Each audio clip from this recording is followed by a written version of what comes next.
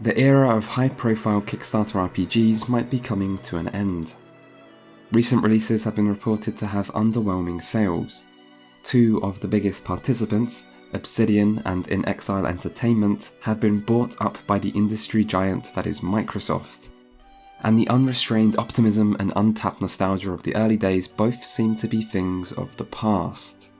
But if there's one winner of the crowd-funded RPG craze, it's undoubtedly Larian Studios. Divinity Original Sin was a big success, both critically and commercially, and its sequel has gone on to perform even better. When launching their Kickstarter campaigns, a lot of developers utilised narratives of meddling publishers who forced creative compromises and led to rushed, unfinished products.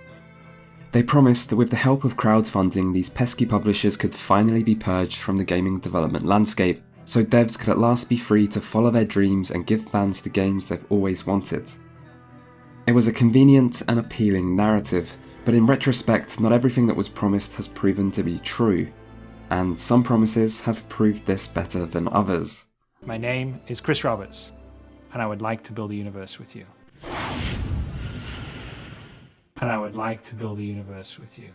But in the case of Larian, self-publishing may really be what the studio always needed. Founded in 1996, Larian had some success developing RPGs, but never enough to make them a big name, or to gain the money to match their ambitions. And part of the reason for that may well be the role of publishers. The very first version that was released in Germany, and I was doing a press tour at the time, and I wasn't even aware that it was going to be released, because it was so buggy still. When I actually realized what was happening, I said, well, it's not ready. But it was the end of the financial quarter. The producer and the publisher had decided that it was good enough, so let's release it, because they didn't really believe anymore in the game, at least the management didn't. But when it came to Divinity Original Sin, the studio made the decision to fund and publish the game themselves, and when money started to run out, instead of being forced to release a buggy, unfinished product, they instead looked to Kickstarter to secure additional funding needed to finish and polish the game. And it seems like that was a smart decision, but it's worth pointing out Divinity Original Sin wasn't exempt from the same problems other Kickstarter projects ran into. Just as a lot of other games promised too much and took too long to deliver, so did Original Sin. The game missed its November 2013 release date, and then got delayed a second time in 2014, and content still had to be cut, including the promised mega dungeon that was connected to the number of backers. But in the end, that didn't matter too much, because with Divinity Original Sin, Larian managed to deliver an RPG that it turned out a lot of people enjoyed, and not just because it was a nostalgic throwback to the past. Original Sin gave players a world that was interactive, and rewarded creative thinking, with tactical turn-based combat that managed to be both deep but still accessible, and with the option to play cooperatively in a way that really added to the experience rather than just being a tacked-on afterthought. And maybe in doing so, Divinity Original Sin managed to offer something that actually felt new and original. That could be because of where Original Sin takes its inspiration from. Rather than following in the footsteps of the original Fallouts or the Infinity Engine games, Larian have instead always seemed to be following a different path. Some of the decisions behind Original Sin are consistent with their past games. The light-hearted writing has long been a staple of the studio, and the dual protagonist approach was also used in Beyond Divinity. But it's the interactivity of the world that really makes Original Sin stand out, something which was inspired by Ultima 7. Where other RPGs offered huge open worlds that are very restrictive in what you can do in them, or detailed pre-rendered backgrounds that are completely static, Original Sin instead made every item a physical object that can be picked up and moved around. This is then utilised as a part of puzzle solving and combat. On top of that, environmental effects can be applied and combined to produce a range of outcomes that can be used to the player's tactical advantage. The result is that the player is constantly interacting with the world in some way, both in and outside of combat. And not only is it fun to have that level of freedom, it also provides plenty of opportunities to be creative, and it rewards you for doing so. Puzzles will nearly always have multiple solutions. Take gaining access to the roped-off chest at the harbour in Sicil, one of the first small puzzles you'll come across. You can throw a teleporter pyramid over the rope, use telekinesis level 2 to pick the chest up, use the teleportation spell on a character or the chest itself, or use any skill that allows the player to jump or charge through the rope. Having multiple ways to overcome each challenge is great, and thinking of a solution yourself feels good, although logical solutions aren't always viable in-game. In the same scenario of the roped-off chest, you would think you could cut the rope by attacking it, or maybe burn it with a fire spell, but neither of these work. Still, there are a lot of times where logical thinking is rewarded. Puzzles are a big part of Original Sin, but they're not always well executed.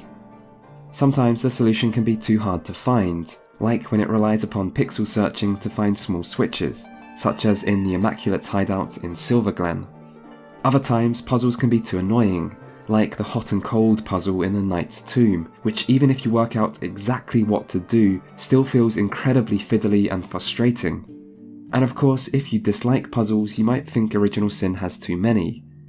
Even as someone who enjoys them, even I felt like I'd seen enough by the time I got to the 4-part puzzle outside the Source Temple near the end of the game. But for the most part, puzzles and traps in Original Sin do a good job at incentivizing and rewarding players who think things through, and it's great how many different solutions a lot of puzzles have. The quest design is similar. Side quests are numerous, with some being well hidden, and there are plenty of opportunities to see quests play out in different ways. What's more, quests rarely hold the player's hand, and taking the time to thoroughly explore usually feels worthwhile. The actual world design means the game plays out quite linearly. Enemy levels go up gradually, leading to one optimal path that takes the player from area to area, but at least the player is left to find that optimal path themselves. You're given the freedom to go to different areas in the order you choose, and then by looking at enemy levels, the player can work out whether they're in the right place, and this at least makes the linearity feel less noticeable. And the linearity also has its advantage when it comes to combat. One of the big disadvantages of turn-based combat is it plays out quite slowly. In a game with a large number of participants in each battle, this can make fights feel very drawn out. So to balance the long time each fight takes, each fight has to feel worthwhile. Grinding through overly easy encounters or fighting against the same enemies over and over again will quickly become boring, and so Original Sin instead opts for a lower number of encounters where each can feel distinct. Not only is there a large number of different enemies, but battlegrounds have very different layouts, often with different environmental hazards or area debuffs. For the most part, this gives Original Sin's combat encounters a handcrafted feeling, where fights are diverse and will require players to adapt and tweak their strategy. The first half of the game is more successful at this than the second. Sicil and the surrounding areas are well designed, but some later areas definitely feel like they feature some unneeded, overly easy encounters, or worse, fights that are just repeated. Take the snowy Hibberheim area as an example. You have 3 encounters with snowmen guarding the imprisoned elementals that all play out the same, plus several enemy camps that are very similar, and if you try to cross the main bridge you fight the exact same group of ice elementals 2 times. Some of these can be skipped, but the amount of repeated fights still feels like unneeded filler. Original Sin is a very long game, and there's no need for extra combat encounters. It just slows the game down. But the difficulty of the game also drops off a lot further in. It starts off feeling well tuned and peaks maybe a little too steeply with the encounter with Bracchus Rex at the end of Sicil, but once you're past that the game quickly feels a lot easier, and that makes many of the fights feel like time-consuming obstacles rather than well thought out encounters designed to challenge the player. The result is the second half of the game feels a bit bloated, and just removing some of the easier, more homogeneous encounters could have easily fixed this. Still, combat is Divinity Original Sin's strongest aspect. The range of spells and environmental effects means the player always feels like they have a lot of options. Different enemies have different attacks and elemental resistances, forcing the player to adapt their strategy. The right combination of environmental effects can lead to big damage, or vital crowd control that can completely change the course of the fight, but there's still a degree of unpredictability through the complexity of environmental interactions. It's easy to make a mistake or overlook something, leading to events like getting stunned by electrocuting a pool of blood you're standing in, or causing a bigger explosion than you anticipated when combining fire with poison. Sometimes it's silly mistakes on the player's behalf, and your misfortune feels well deserved. But other times you might just not be thinking far enough ahead. What seems like a good idea on one turn can lead to problems further down the line. Using rain to put out burning party members makes sense, but it might lead to clouds of steam that cause visibility problems later on. Freezing a puddle might provide some protection against the enemy's melee attacks, but it might also limit your own mobility when you need it the most. So decisions in combat aren't simple. Not only do you have a lot of options, but their consequences can be quite complex, and that level of depth is great. The game begs you to experiment with the tools it gives you, provides plenty of tactical incentive to do so, but still introduces enough chaos that you can never be too sure what will happen and what the best option is. Redoing difficult encounters to tweak your strategy or try completely different approaches can be very fun. And where other turn-based games can sometimes feel very dependent on the RNG behind hit chance and crit chance, Original Sin instead manages to make the roll of the dice always feel secondary to strategy, which feels both refreshing and less frustrating. And so combat in Original Sin is very fun, and yet despite its depth, it also manages to feel very accessible. This is partly because being turn-based makes enemies and player actions easy to understand. When each action plays out one at a time, it's easy to see the exact consequence. Compared to something like real-time with paused combat, turn-based provides greater visual clarity while also feeling like it's broken down into easily digestible chunks, where you can take your time to make decisions one by one. Combat in Original Sin manages to be easy to get into, even for players with little RPG experience. And thanks to the interesting environmental effects, even early game fights can still manage to feel engaging despite the limited amount of abilities you have at these levels. So overall, combat is great. It's deep yet still accessible, and chaotic but still strategic. It's one of the best combat systems seen in an RPG, but there's still a number of smaller issues and problems with the supporting gameplay systems. Firstly, the circle indicator that shows max range only works sometimes. You can usually fix it by moving the camera around to a different angle, but this small issue still crops up way too often. Targeting enemies with the mouse can also sometimes be more difficult than it should, as sometimes the game has trouble recognizing when the mouse is hovering over an enemy.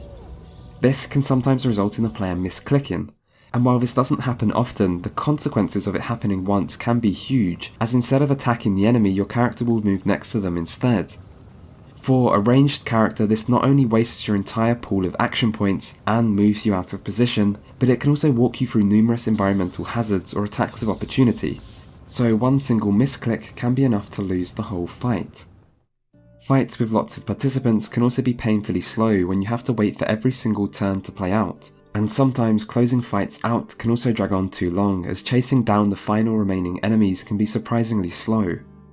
The issue of combat speed could be improved by having a way to speed up enemy turns, or just faster animations. Animation speed usually isn't a problem, but when you stop to really look at it, animations often do play out quite slowly. This is most noticeable when you try to heal up at the end of a fight. Not only does this simple activity take up far more time than it should, but when the game switches back to being real time after the end of combat, you can end up getting killed by poison or burn dots as you struggle to quickly heal party members. Enemy AI also leaves lots of room for improvement. It's not terrible, but the AI can also really struggle when dealing with environmental effects, sometimes leading to them taking massive detours or doing AoE damage to their own units. Sometimes the AI just breaks, and the enemies will sit there doing nothing. Luckily, there's a timer in place to automatically skip enemy turns if this happens, before too much of the player's time is wasted, but it's still a shame it happens quite as often as it does. Loot could also be improved. Loot drops are plentiful, but upgrades are usually small, and so it's rare to really feel like you find anything exciting. Also, nearly all loot in the game is random, and items rarely have very interesting effects. There are a small number of unique items, but they're too infrequent and usually only one-handed weapons anyway. The character building and abilities and talent system is also a mixed bag. The positives are that it's a relatively easy system to understand, and there's plenty of choice early on. The downsides are the balance is poor and late game choices are less interesting. Some abilities are a lot worse than others, like telekinesis or lucky charm, and others, like lockpicking or lawmaster, can be easily boosted anytime they're actually needed for equipping the right items, so leveling them up past 2 levels is pointless. On the other hand, combat abilities provide huge rewards, making them a far more effective choice on level up. Talents are similar. It's great that there's a few really interesting ones which completely change how your game can play out, like Lone Wolf, Zombie, Glass Cannon or Pet Pal. However, a lot of talents are incredibly situational and ineffective, whereas a small number of talents, like Opportunist for melee characters or Far Out for magic users, are both very effective and used very frequently, making them feel like must-haves. When it comes to skills, there's lots of choice initially, but only a small number of high-level skills, of which you can only learn a few of. These skills are very effective and have a very high AP cost, which means late game fights often revolve around using the same small number of high-level skills each fight. And while this is effective, it also feels very repetitive and tactically simplistic, making for another reason why the late game can feel like it drags on a bit. Still, any problems with the AI, loot, or character development don't do enough to diminish the enjoyment of the well-executed combat system, most of the time. But as good as the combat in Original Sin is, it wasn't the feature that made the game such a big commercial success. That seems to be because of the addition of co-op. Computer role-playing games have long been characterized as single-player experiences. A lot of the genre's main features, like dialogue-heavy stories with a focus on player agency, have grown as a reflection of this. But when you consider the roots of the role-playing genre, maybe the success of co-op shouldn't come as a surprise. Pen and paper is an experience defined by the people you play with. Computer role-playing games have long allowed players to make their own party of adventurers, or to recruit companions along the way. But that doesn't provide a real replacement to playing with other people. Companions can be interesting and likeable, but no matter how well written they might be, these companions never offer any real companionship. So perhaps the addition of co-op and its translation into commercial success shouldn't come as a surprise. Perhaps it's always been something players have wanted and developers just haven't realised, or have been too afraid to really commit to outside of action RPGs. But as Divinity Original Sin proves, adding a friend can make things more fun, provided the game has been designed with this in mind. Co-op does bring with it its own set of problems. The Enhanced Edition added the ability for one player to listen in on other players' conversations with NPCs, but before this, if players wanted to follow the story, they had to watch dialogue boxes appear above NPCs' heads, which made conversations very difficult to follow. There's also still a need for players to have a similar playstyle. If one player wants to take their time to read everything and explore every inch of the map, and the other wants to rush through everything, then the clash in playstyles will cause problems. Same for players that prefer different difficulties, or a player wishing to take role-playing seriously playing with someone who wants to metagame only and murder every NPC around for extra XP. But if you do have similar playstyles, the co-op experience works surprisingly well, and once more that's really thanks to the combat system. Turn-based combat is already slow, so splitting the active playtime between two players and adding additional waiting should be a serious cause for concern. But the additional waiting barely feels noticeable because of how successfully the game encourages communication. One player's actions will often have a big impact on the other player's turn, and so decisions like which enemy to crowd control or whether elemental attacks are a good idea or not become regular talking points. Success revolves around working together, but there's also a lot of entertainment to be had when things don't work out. Seeing your well thought out strategy come crashing down around you as a result of one silly mistake isn't the same if you don't have someone to share it with. Puzzles also work well with a friend, as you can try to work out a solution together. Role-playing in conversations is less effective. The game tries to involve both players by allowing you to choose different options at times, which in the case of disagreement can be solved by a game of rock, paper, scissors, but the process feels pretty awkward. You also occasionally enter dialogue with each other to talk about what's happened, but these always prevent you of binary choices which again don't feel very meaningful. If the conversations between main characters are awkward in co-op, in single player they are straight up annoying, particularly if you make a bad choice in your second character's personality. In these scenarios you'll be offered a choice in dialogue, only to then have the AI companion try to override your decision. Having the AI fuck up your choices doesn't add to the experience, it's just frustrating. Sometimes it can be ridiculous. The personality I chose in a recent playthrough wouldn't allow me to recruit Jahan. There wasn't even a game of rock paper scissors involved, the AI straight up just didn't allow me to recruit him because they didn't like him. I mean, what? There aren't many companions in the game. I don't care whether the AI likes Jahan or not, I don't like Jahan, but we're still gonna recruit him. You speak before your turn. I, for one, am not ready to make that promise. Stop trying to act like you're in charge. This is my game. Why do I have to put up with this shit? Even if you play with a person who disagrees with you, you can at least talk to them about it and try to convince them.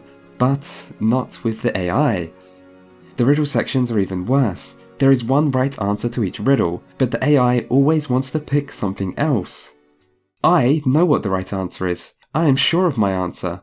Don't try to override me every single time. Jesus.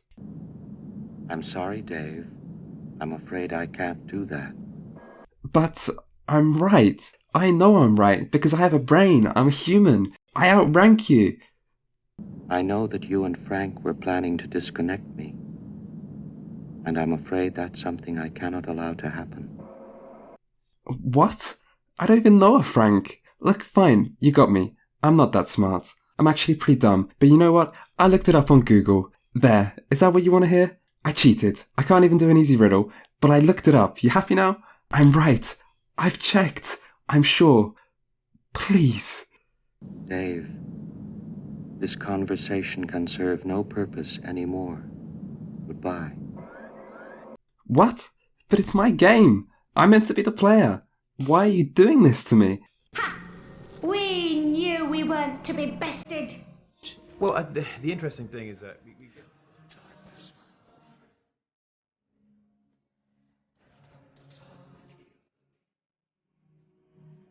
Still, if being in an abusive relationship with a retarded AI isn't to your liking, you can turn it off.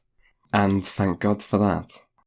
It's a shame there's no way to send the AI to a Black Mirror-esque never-ending nightmarish reality where they'll be tortured for all eternity. Not that I would. Just think it'd be a nice feature. But other than a terrible AI that can be easily turned off, there aren't many other ways in which the single-player experience is negatively impacted by the co-op design. Larian's light-hearted approach to writing also works well in multiplayer, as it's hard to be immersed in a serious story when playing with someone anyway, and the humorous moments can still work well even if players aren't following the main story closely. The writing in Original Sin is at its best when it feels like it's making fun of the fantasy genre, with tongue-in-cheek remarks and clever twists on familiar concepts. Like the troll guarding the bridge who's trying to teach his son the ways of his trade. The humour doesn't always hit the mark, but the game often manages to be whimsical and charming in its own way regardless. It gives the game a real sense of personality, and it also provides a nice change of pace to the often more serious grimdark settings that are seen more often in fantasy RPGs. Unfortunately, the main story doesn't seem to understand where the writing's strengths lay.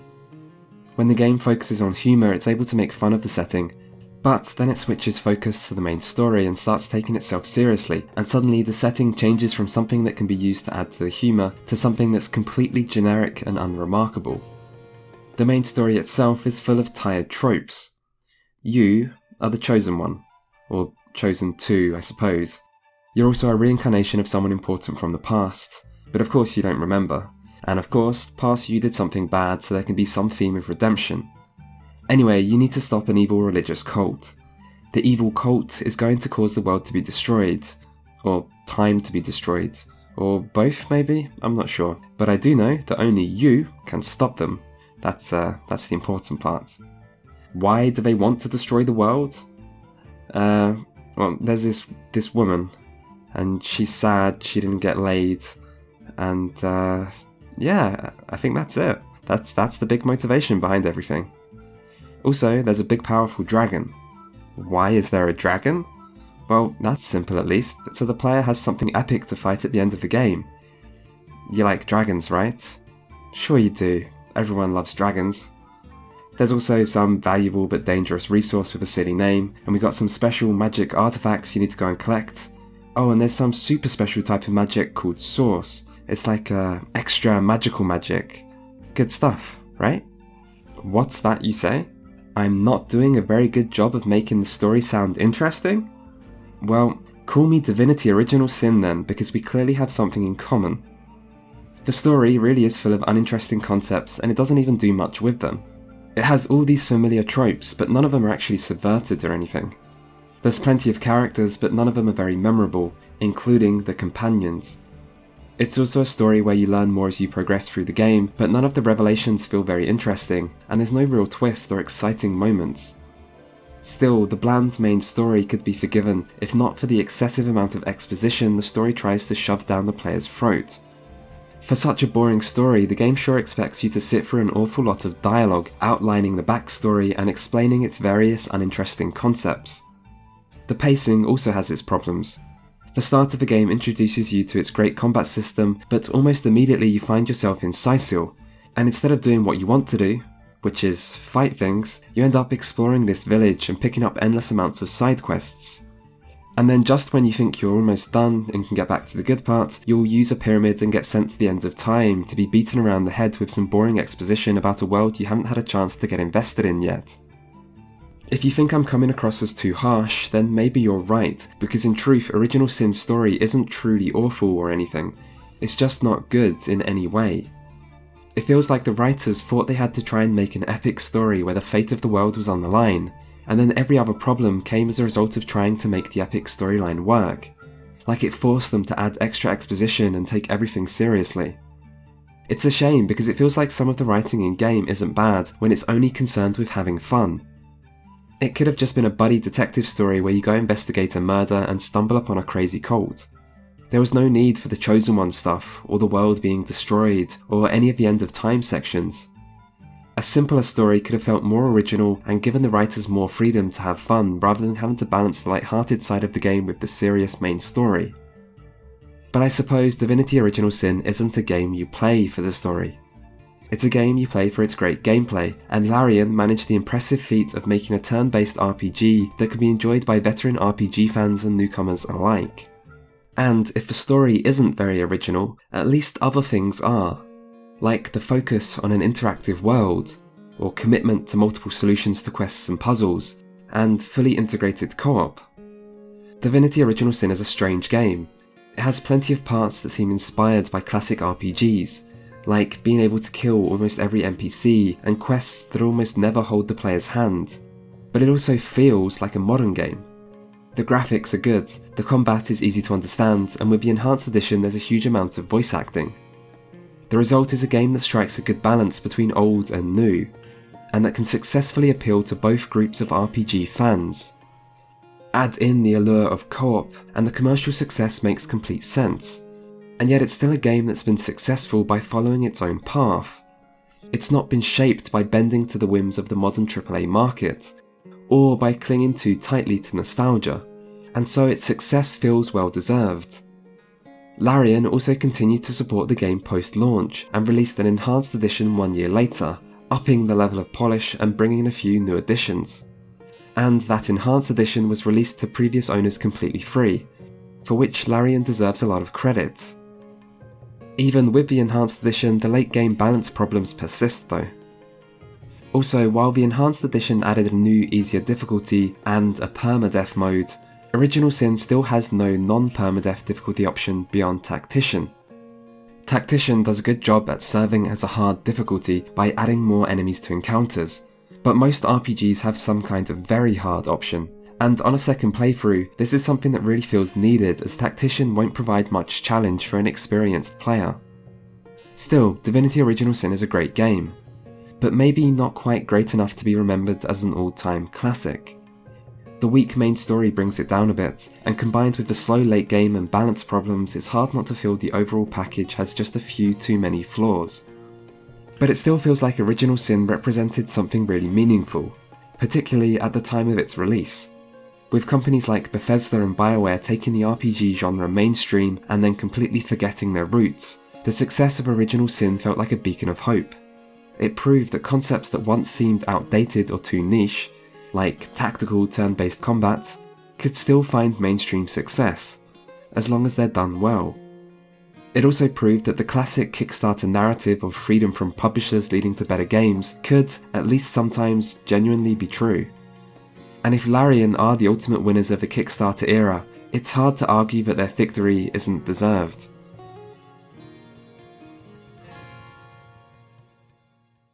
You know who I miss? Jake. Sometimes he'd just sit there being awesome, and I'd give him this look like, "You smell great," and he'd give me this look like, "You do too, Murphy," and he was my best friend.